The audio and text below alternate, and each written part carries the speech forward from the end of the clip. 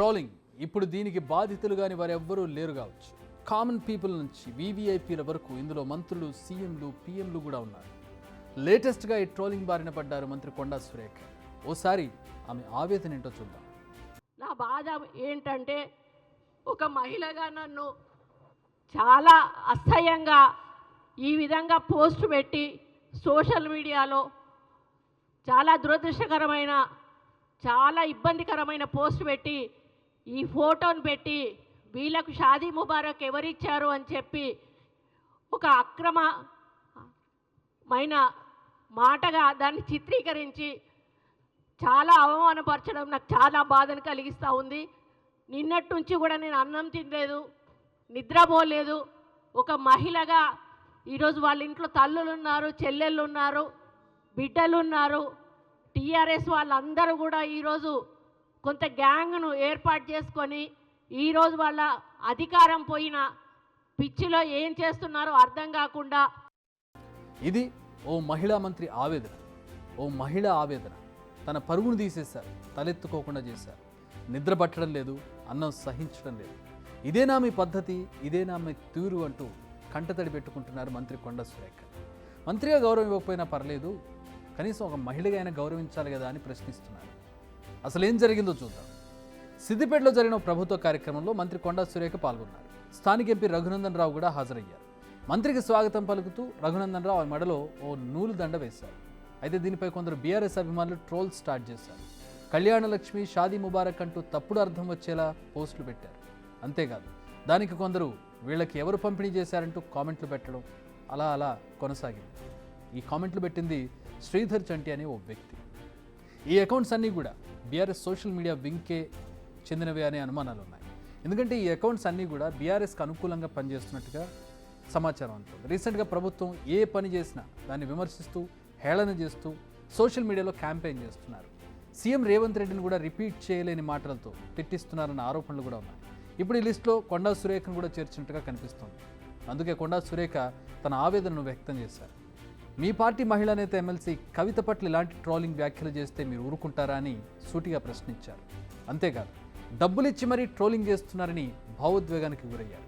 నేను జీర్ణించుకోలేకపోతూ ఈరోజు ఈ వేదిక మీద నుంచి టీఆర్ఎస్ నాయకులను, కేటీఆర్ని, హరీష్ రావుని, కేసీఆర్ని అందరినీ ఒకటే ప్రశ్నిస్తూ ఉన్నాను. మీ ఇంట్లో ఆడవాళ్ళు ఉన్నారు, ఇదే పద్ధతిలో మీ ఇంటి ఆడవాళ్ళ మీద ట్రోల్ చేస్తే ఏ విధంగా ఉంటుందో ఒక్కసారి ఆలోచించాల్సిన అవసరం ఉన్నది. మీరు 10 సంవత్సరాలు మంత్రులుగా ఉన్నారు, అధికారంలో ఉన్నారు. మహిళలకు గౌరవం ఇవ్వాల్సిన అవసరం మీకున్నది. మహిళలకు ఉచిత బస్సు పెడితే 100 కేటీఆర్ డిస్కో డ్యాన్స్ చేసుకోవడానికి మహిళలకు ఉచిత బస్సులు పెట్టిండ్రా అని అంటాడు. ఒక ఆమె నాకు 3 బిడ్డలు, అయ్యా నాకు సహాయం చేయండి అంటే నువ్వెవరి కోసం కన్నావు బిడ్డలను, సమాజం కోసం కన్నావా, నా కోసం కన్నావా అనేటువంటి మాట కేటీఆర్ మాట్లాడతాడు. అంటే వాళ్ళకు మహిళలు అంటే చాలా చులకన. నేను వాళ్ళ పార్టీలో మంత్రిగా మన ఎమ్మెల్యేగా ఉన్నప్పుడు ఒక్క మహిళా మంత్రిని కూడా ఇవ్వలేదు. అంటే ఇవ్వాల్సి వస్తే నాకు ఇవ్వాల్సి వస్తుంది, మరి ఆమె కొంచెం ఎక్కువ మాట్లాడుతుంది కాబట్టి ఆమెకి ఇవ్వద్దు అన్నటువంటి ఆలోచనతోటి నాకు మంత్రి పదవి కూడా ఆ రోజు ఇవ్వలేదు. ఇవ్వకపోయినా కూడా నేను ఏ రోజు కూడా మాట్లాడలేదు. ఎవరెటుపోతే ఏంటి, మనకు మన రాక్షసానందం కావాలి. దీనికోసం ఏమైనా చేయొచ్చు, ఎంతకైనా తెగించవచ్చు. సభ్య సమాజంతో పని లేదు. తమ చెత్తనంతా సోషల్ మీడియాలో డంప్ చేయడం, దీనికోసం ఎలాంటి బంధాన్నైనా అపవిత్రం చేయొచ్చు. ఎవరినైనా నోటికి ఎంత వస్తే అంత అనేయచ్చు. ఇదిగో ఇలాగే ఉంది కొందరు తీరు. ఈ తీరు ఇకనైనా మార్చుకోవాలి. ఎందుకంటే ఇలాంటి పరిస్థితికి మనం కూడా బాధితులమయ్యే అవకాశం ఉందన్నది గుర్తుంచుకోవాలి. చెప్పడం మర్చిపోయాం, మంత్రిపై అసభ్యకరంగా పోస్ట్ చేసిన అకౌంట్ ప్రస్తుతం యాక్టివ్లో లేదు. వివాదం పెద్దది కాగానే పోస్ట్ను డిలీట్ చేశారు. ఏకంగా అకౌంట్ని డీయాక్టివేట్ చేశారు. నిజానికి బీఆర్ఎస్ నేతల తీరు మొదటి నుంచి కాస్త వివాదాస్పదంగానే ఉంది. మొదట మంత్రి సీతక్కను ట్రోల్ చేశారు. తర్వాత మహిళలకు ఆర్టీసీ బస్సులో ఉచిత ప్రయాణం కల్పిస్తే బస్సులో డిస్కో డ్యాన్సులు చేస్తున్నారని కూడా అవమానించారు. ఆ తర్వాత తన కామెంట్స్ను కేటీఆర్ సారీ కూడా చెప్పుకోవాల్సి వచ్చింది. ఇన్ని జరిగిన తర్వాత అయినా ఏమైనా మార్పు వచ్చిందా అంటే అది లేదు. ప్రభుత్వ విధానాల పరంగా ఎన్ని విమర్శలు చేసినా తట్టుకోవచ్చు, కానీ ఒక మహిళను నేరుగా టార్గెట్ చేసి వ్యక్తిగతంగా చెప్పుకోలేని విధంగా అవమానించడం సరికాదు.